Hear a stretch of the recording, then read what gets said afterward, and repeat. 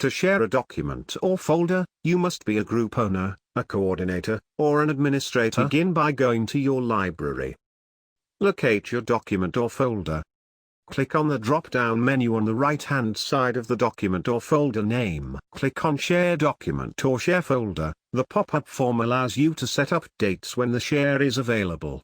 You can leave these blank if you so desire. You can share documents or folders with individual members or to one or more groups. For individual members, look at the bottom of the page, select the User tab. Type in the member's name or email address in the Add User blank.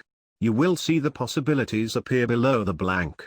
Click on the member you want to receive the shared document or folder. Click Save Settings.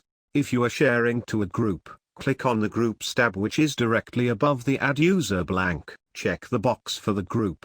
Click Save Settings. The document or folder has now been successfully shared with the individuals and/or groups you selected. To remove the shared document or folder from a member or a group, locate the document in your library. Click on Shared Document or Shared Folder from the drop-down menu to the right of the document name.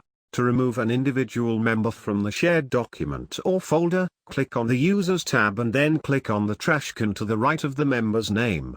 Click Save Settings. To remove a group from the shared document or shared folder, click on the Groups tab and then uncheck the box to the left of the group name by clicking on the box.